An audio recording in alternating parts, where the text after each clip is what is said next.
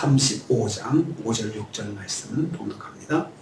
이사야 35장 5절 6절 말씀 같이 봉독합니다. 그때 맹인의 눈이 밝을 것이며 못 듣는 사람의 귀가 열릴 것이며 그때 저는 자는 사슴같이 뛸 것이며 말 못하는 자의 혀는 노래하리니 이는 광야에서 물이 솟겠고 사막에서 시내가 흐를 것이니라. 아멘. 아멘.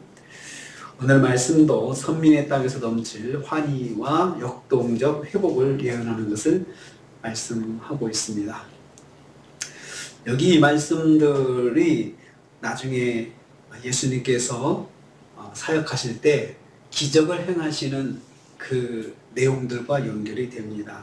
그래서 예수님께서 요한복음 보면 예수님께서 메시아이시고 예수님께서 그리스도이신 것을 입증하는 것을 7가지 기적으로 표적으로 보여주는 것이 이제 메시아의 표적이 되는 말씀과 연결되는 것입니다.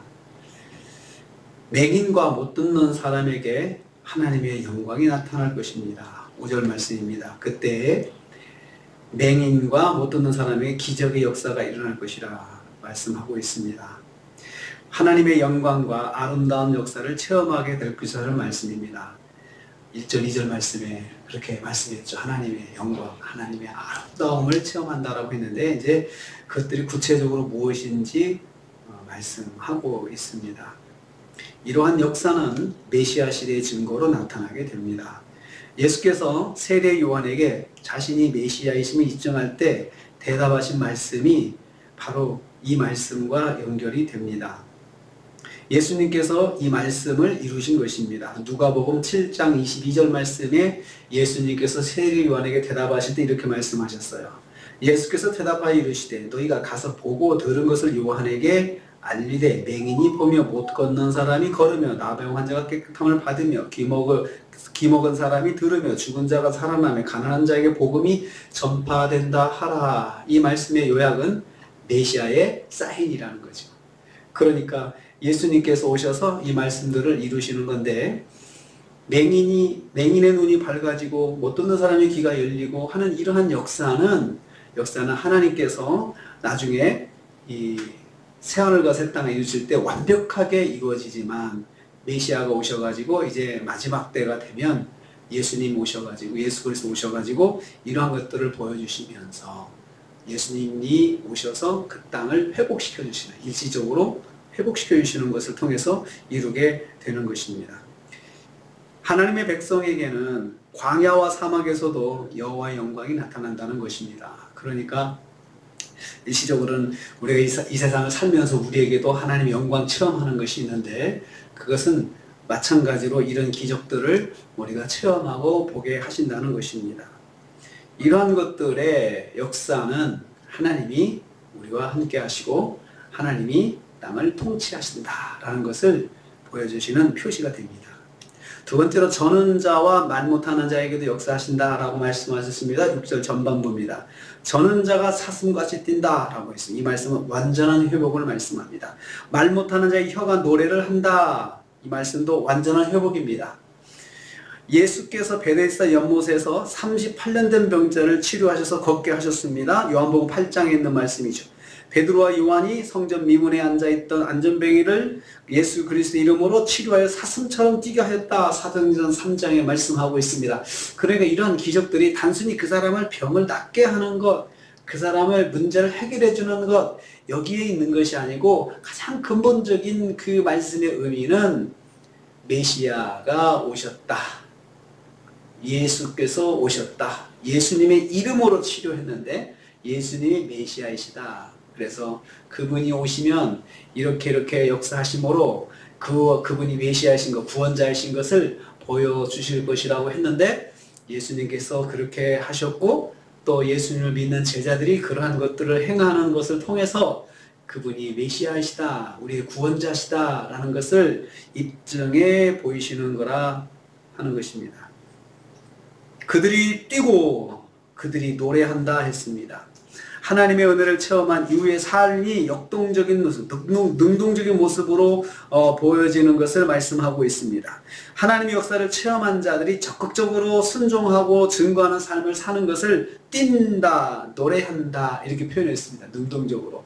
원래 치료는 받는 거잖아요. 근데 치료받은 이후로 이 사람들이 이렇게 사는 것을 말씀해 주시면서 하나님께서 회복시켜 주셔서 이제 하나님을 위해서 능동적으로 그들이 더 순종하고 더 말씀대로 살고 그렇게 하는 것을 여기서 말씀하고 있습니다.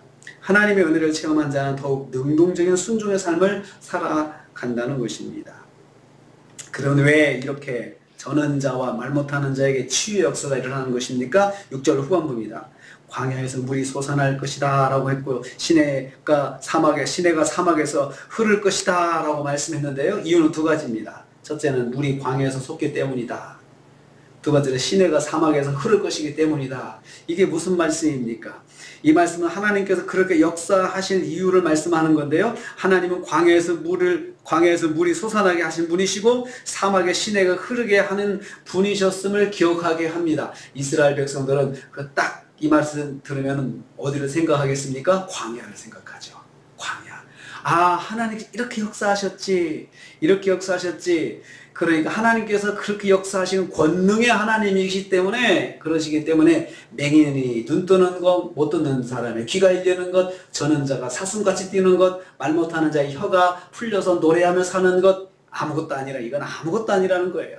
하나님이 능히 하신다. 하나님이 전능하신 하나님께서 우리 옛날에 광야에서 그렇게 홍해를 가르시고 광야에서 반석에서 물이 나게 하시고 하는 역사를 하셨던 그 전능하신 하나님께서 그 일들을 이루시기 때문에 이러한 일들이 일어날 것이다 라고 말씀하고 있습니다.